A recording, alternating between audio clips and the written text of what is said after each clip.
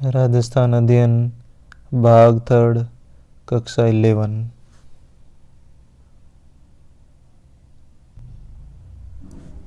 जिस राज्य का उत्तराधिकारी अल्पवयस्क होता वहाँ एजीजी रेजिडेंट की अध्यक्षता में अपने समर्थकों की काउंसिल का गठन कर प्रशासन पर नियंत्रण स्थापित कर लेते थे।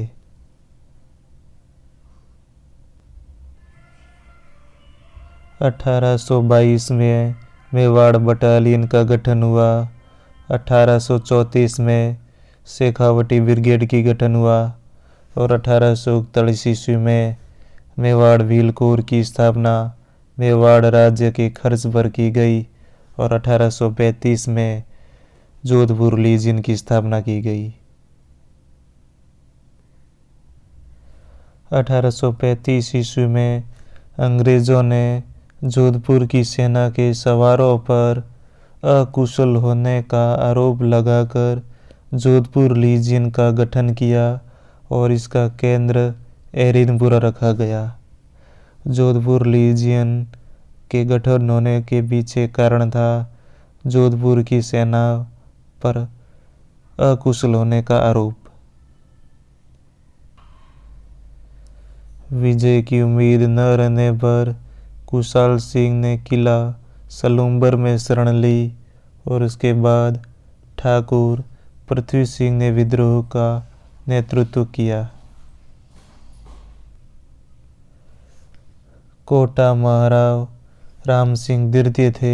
1857 की क्रांति में 15 अक्टूबर 1857 को कोटा की सेना ने रेजिडेंसी को घेरकर मेजर बर्टन और उसके पुत्रों तथा एक डॉक्टर की हत्या कर दी। मेजर बर्टन का सिर कोटा शहर में घुमाया गया।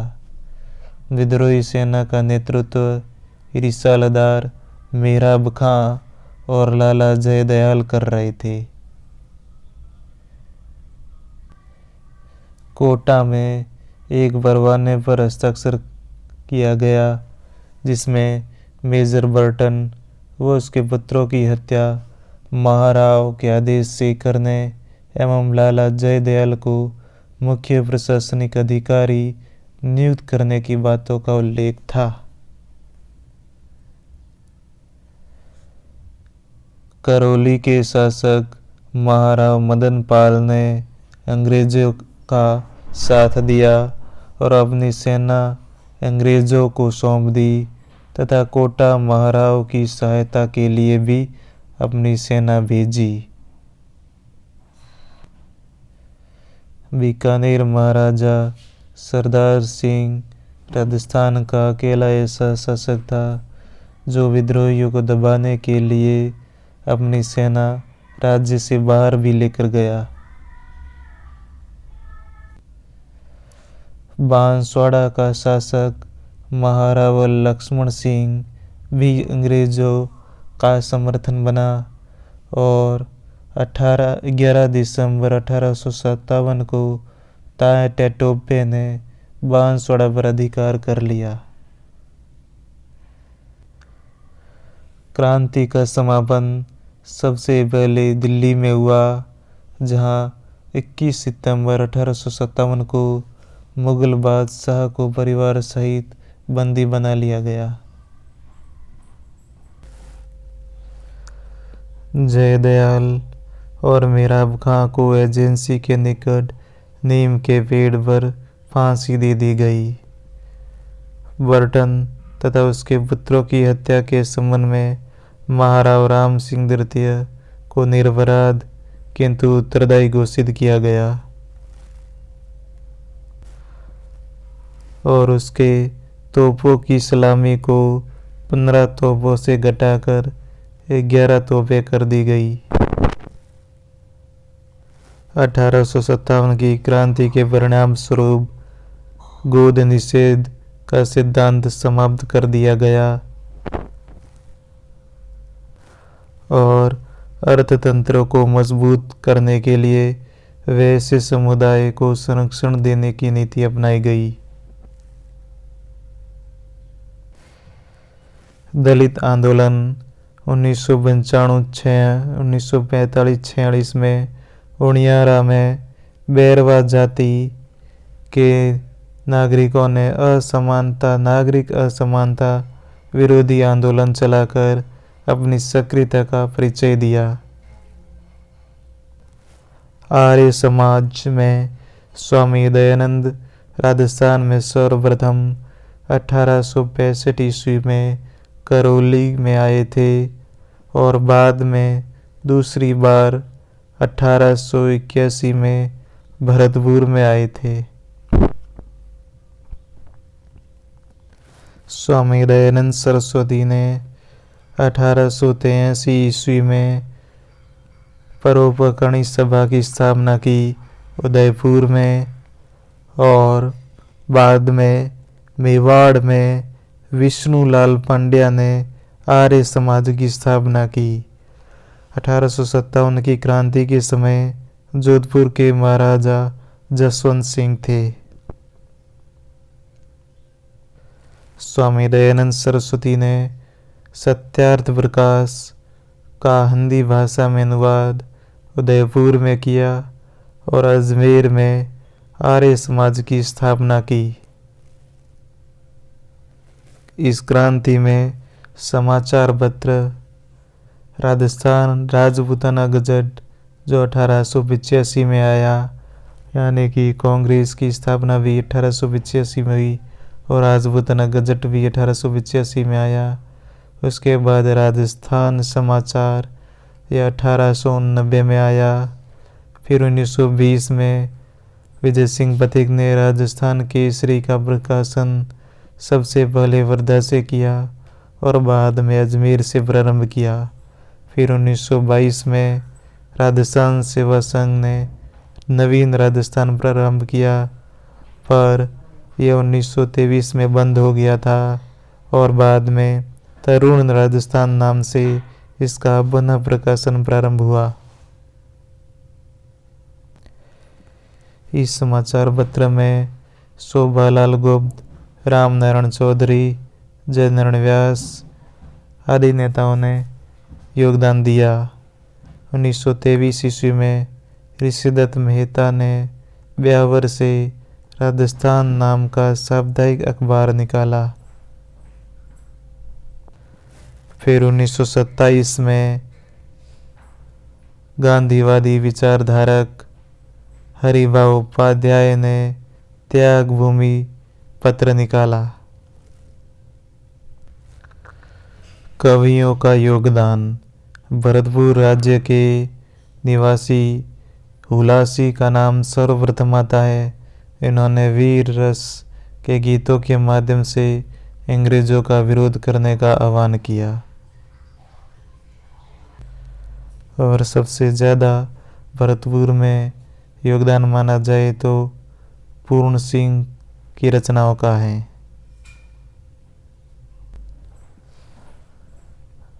सूर्यमल मिश्रण का भी योगदान काफी है और मारवाड़ के शंकरदास सामोर का भी विशेष उल्लेखनीय है।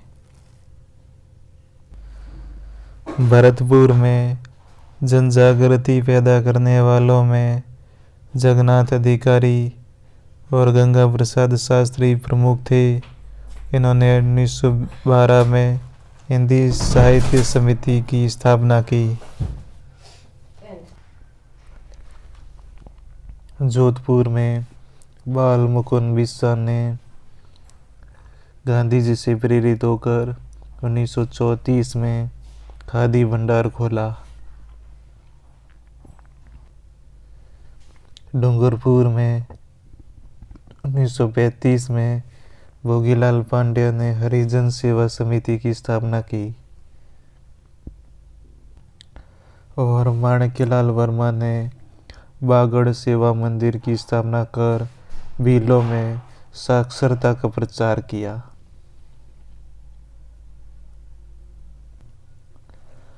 आमेर के दुर्ग के नीचे मावठा तालाब है और दौलाराम का बाग है और इस दुर्ग में शीला देवी, जगत शिरोमणि और अंबिकेश्वर महादेव मंदिर हैं। कुंभलगढ़ के कटारगढ़ में राणा उदय सिंह का राज्याभिषेक हुआ और महाराणा प्रताप का जन्म हुआ। इसमें जाली रानी का महल भी है। गागरोन का किला काली सिंध और आहू नदियों के संगम पर है और इसका निर्माण डोड राजा बीजल देव ने 12वीं शताब्दी में करवाया था। और गागरोन के किले में मुस्लिम संत पीर मिठे साहब की दरगाह है। चित्तौड़ का किला राजस्थान के किलों में क्षेत्रफल की दृष्टि से सबसे बड़ा और इसमें 7 प्रवेश द्वार हैं, जिसका निर्माण चित्रांगद मौर्य ने करवाया था और यह गंभीरी और बेड़च नदी की संगम पर स्थित है। जयगढ़ किले में तोपें ढालने का कारखाना स्थित था। जालोर का किला यह सोनगिरी पहाड़ी पर स्थित है और सूखड़ी नदी के किनारे पर बना हुआ है और इसका निर्माण पृथ्वीराज द्वारा 8वीं शताब्दी में करवाया था।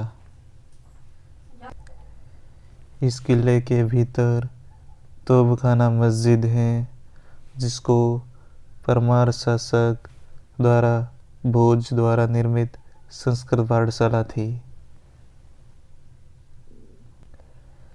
जूनागढ़ का किला, इसका निर्माण राठौड़ शासक राय सिंह ने करवाया था। यह बीकानेर में स्थित है। जूनागढ़ के भीतर आंतरिक प्रवेश द्वार पर सूरज पोल के दोनों साइड जयमल पत्ता की मूर्तियां स्थापित हैं और सूरज पोल पर ही राय सिंह प्रशस्ति उत्कीर्ण है। इस किले में 34 बुर्जें हैं और संभवतः यह राजस्थान का एकमात्र किला है जिसकी दीवारें, महल इत्यादि में शिल्प सौंदर्य का अद्भुत मिश्रण है। इस किले के भीतर गंगा निवास नाम का एक हॉल है, जिसमें पत्थर की बनावट और उस पर उत्कीर्ण कृष्ण रासलीला दर्शनीय है। जैसलमेर का किला, इस किले के चारों ओर घाघरा नुमा पर कोटा बना हुआ है, जिसे कमरकोट या पाड़ा कहा जाता है और इसमें चूने का प्रयोग नहीं किया गया है। कारीगरों ने बड़े बड़े पीले पत्थरों को परस्पर जोड़कर खड़ा किया है। इसमें 99 बुर्जें हैं। जैसलमेर का किला 2.5 साके के लिए प्रसिद्ध है। पहला साका अलाउद्दीन की खिलजी के समय हुआ, दूसरा साका फिरोज शाह तुगलक में के टाइम और आधा साका 1550 में कंधार के अमीर अली ने भाटी शासक लूणकरण को विश्वासघात करके मार दिया था, परंतु भाटियों की विजय होने के कारण महिलाओं ने जोहर नहीं किया। यह घटना अर्धशाका कहलाती है। अजमेर का तारागढ़, यह अजयमेरू गढ़ में स्थित है, जिसे गढ़बीटली के नाम से जाना जाता है और इसका निर्माण चौहान शासक अजय राज ने करवाया था और इसका कुछ भाग कुंवर पृथ्वीराज ने बनवाया और उसका नाम अपनी पत्नी तारा के नाम कर दिया और इसमें 14 विशाल बुर्जें स्थित हैं और मुस्लिम संत मीरान साहब की दरगाह बनी हुई है। बूंदी का तारागढ़, इसकी आकृति तारे के समान होने पर इसका नाम तारागढ़ पड़ा, जबकि अजमेर का तारागढ़ पृथ्वीराज की पत्नी के नाम पर है। नाहरगढ़ का किला, इस किले में सवाई माधो सिंह ने अपनी 9 पासवानों के नाम पर एक समान 9 महल बनवाए थे। सिरोही जिले में वरमाण का ब्रह्मांड स्वामी मंदिर है। रणथंभौर के गणेश मंदिर, इसमें केवल गणेश जी की मुख की ही पूजा होती है गर्दन, हाथ, शरीर, आयुध व अन्य अवयव इस प्रतिमा में नहीं है। सूर्य मंदिर झालरापाटन। इसके गर्भगृह के बाहर शिव की तांडव नृत्य प्रतिमा और मातृकाओं की प्रतिमाएं हैं। गर्भगृह की रतिका में त्रिमुखी सूर्य प्रतिमा है जिसमें विष्णु का भाव मिश्रित है।